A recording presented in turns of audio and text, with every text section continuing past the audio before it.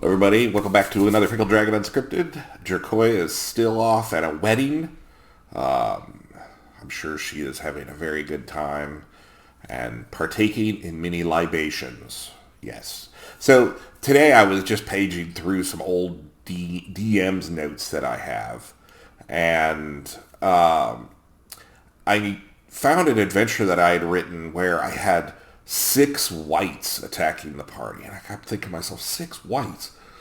And because back in the day, wights were kind of feared because of their ability to drain levels. And have 6 of them, chances are someone was going to get hit and lose some levels.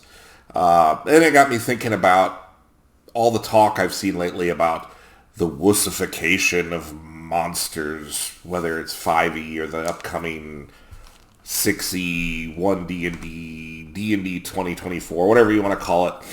And, you know, the advertisement's been rolling around out there for the new monster manual where they excitedly say 500 new monsters. Well, not new monsters, but revamped monsters. Biggest monster manual they ever had.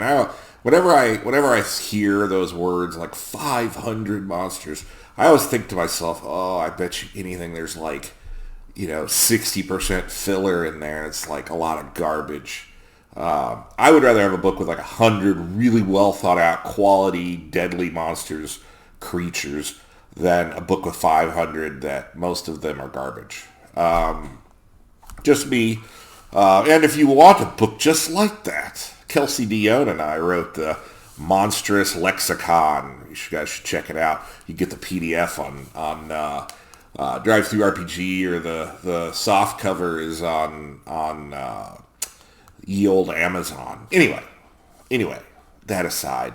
So it got me thinking about the wight, and so I'm just going to use the wight to illustrate how the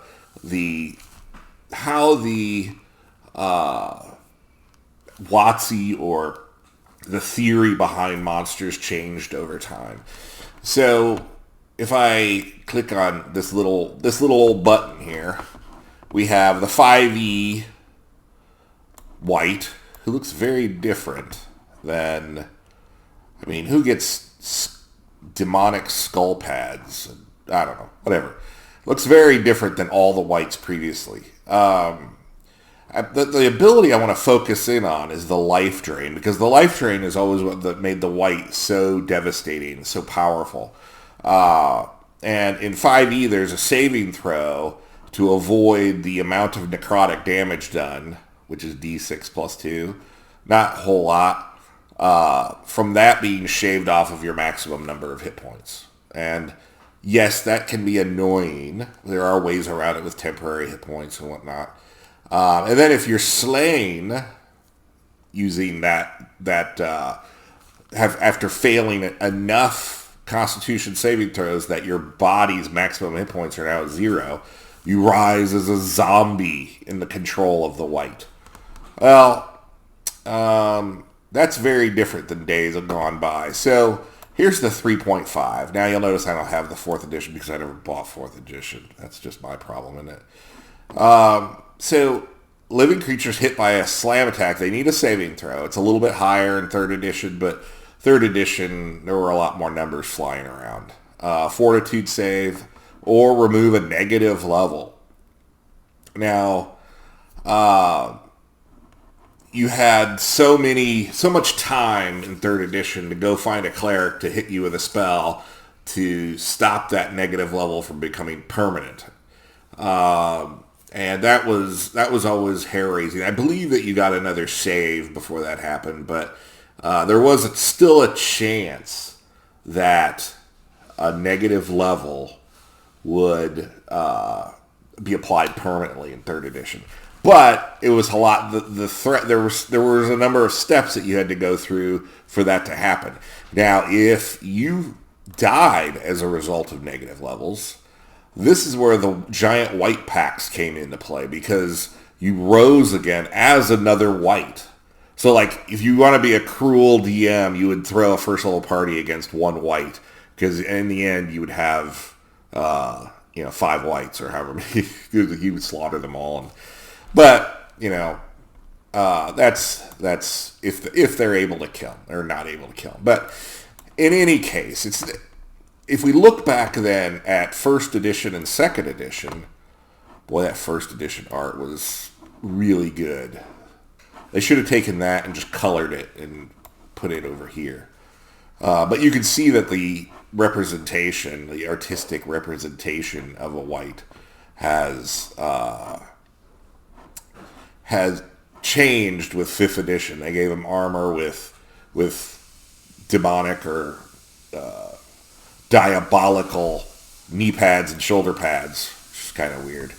So in the old days, when a wight were to hit you, you lost a level, period. And you could get it back with a restoration spell, but you had a limited amount of time to do that. But it was just like full on level. It wasn't just a negative level, which is a very specific thing in 3rd edition.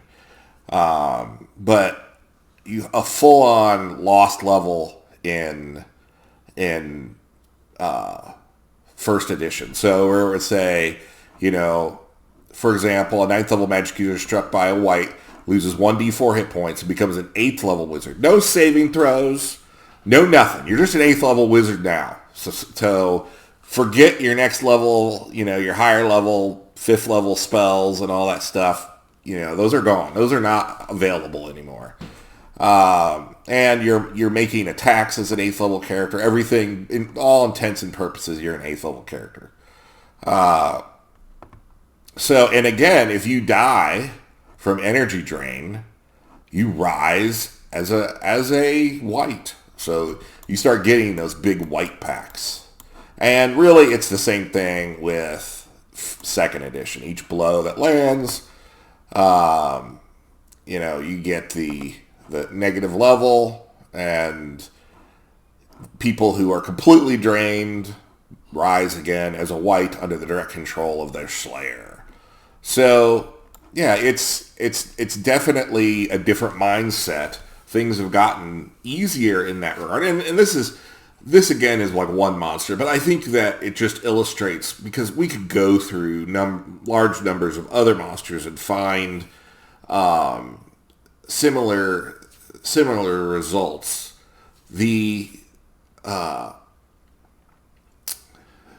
I was actually I ran an adventure with Orcus, and the 5e Orcus always shocked me because a lot of his spell-like abilities, he just became like just a guy that went in and smashed things. And he had some spells, and certainly, and the Wand of Orcus, if he had it, they made a qualifier. But even Orcus, back in the early days, 1st, 2nd ed, the Wand of Orcus would kill you with a touch.